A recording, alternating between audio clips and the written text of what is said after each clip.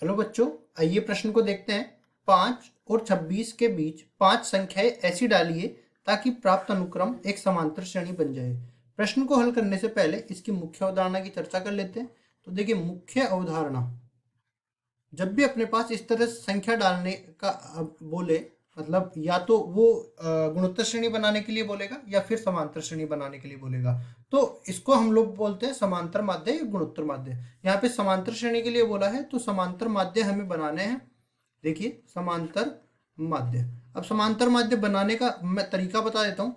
जैसे मान लिया ए और बी दो ऐसी संख्या है जिनके बीच में हमें एन समांतर माध्य रखने हैं। तो समांतर माध्य इस तरह से रख दिया, A1, A2, A3 और ये आगे तक चल रहा है। और कितने, AN, मतलब n समांतर माध्य हमने रखे हैं।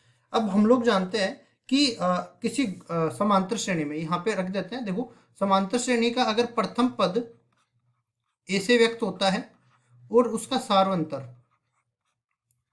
अंतर अगर D से व्यक्त होता है तो nवा पद निकालने के लिए सूत्र होता है A प्लस n माइनस ए गुणा में D।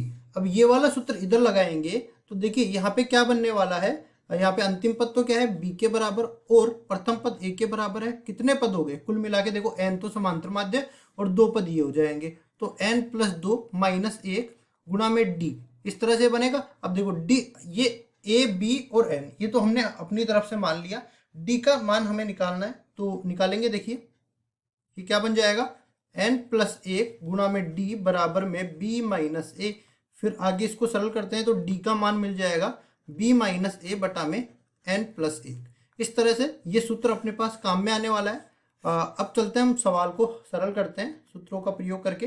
तो सवाल में हमें क्या बोला है, हमें बोला है 5 और 26 के बीच 5 संख्याएं रखनी है। तो देखो, 5 यहाँ पे रख दिया, 26 यहाँ पे रख दिया। 5 संख्याएं हमें रखनी है तो A1, A2, A3, A4 और A5 इस तरह से रख दिया। अब देखो, D सबसे पहले हमें निकालना है, ये वाला सूत्र लगाएंगे। तो D निकालने के लिए बराबर हो जाएगा B माइनस ए, मतलब 26 माइनस में 5, और n का मान कितना है, 5 समांतर माध्य रख रहे हैं तो 5 प्लस 1 इधर आ जाएगा। 26 में से 5 जाएगा तो यहाँ से आप देख सकते हो कितना बचने वाला है, 21 बचने वाला है। और 5 और 1 कितना हो जाएगा, 6 हो जाएगा। अब देखते हैं यहाँ से।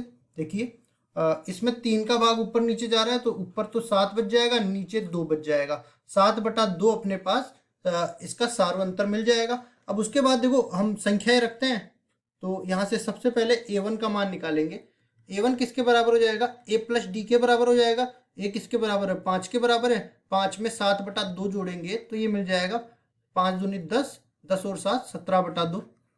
फिर आगे चलते हैं, A2 निकालते हैं। तो A2 में क्या हो जाएगा, A1 में D जोड़ना है तो A1 में D जोड़ेंगे। मतलब देखो, समांतर श्रेणी वही होती है जिसके क्रमागत पदों का अंतर समान हो, जिसको हम सार्वंतर बोलते हैं। तो हर एक पद में हम लोग ये सार्वंतर जोड़ते हुए अगला पद निकालते जाते हैं। तो इस तरीके से 17/2 में 7/2 जोड़ेंगे तो 17 और 7 ये कितना हो जाएगा, 17 और 7 24 के बराबर। 24/2 जिसको हम लोग 12 के बराबर लिख सकते हैं। फिर अपना आता है A3, तो ये बन जाएगा अपना, देखो, A2 प्लस D। तो A2 कितना है, देखो, 24/2 प्लस 7/2, कुल मिला के 24 में 7 जोड़ेंगे तो ये बन जाएगा 31, 31/2। फिर आएगा A4, तो A4 बराबर में A3 प्लस D बन जाएगा। तो A3 कितना है, 31/2, और D कितना है, 7/2, कुल मिला के ये आ जाएगा 38/2, जिसको हम लोग लिख सकते हैं 19 के बराबर।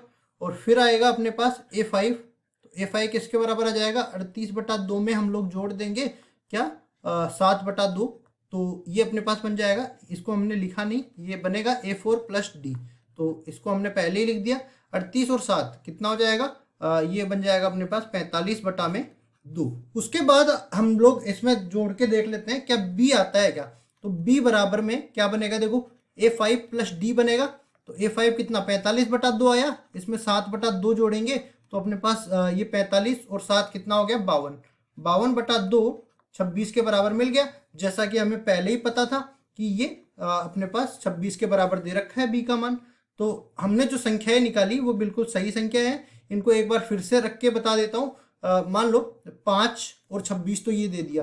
अब 5 संख्या इसमें डालनी है तो पहली संख्या तो अपने पास आ जाएगी 17/2। दूसरी संख्या पे चलते हैं तो ये 12 हो जाएगी। तीसरी संख्या पे चलते हैं तो 31/2 हो जाएगी।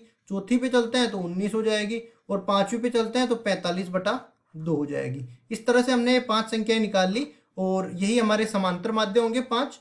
यही हमारा उत्तर हो जाएगा। आशा करता हूँ ये सवाल आपको समझ में आया होगा। धन्यवाद।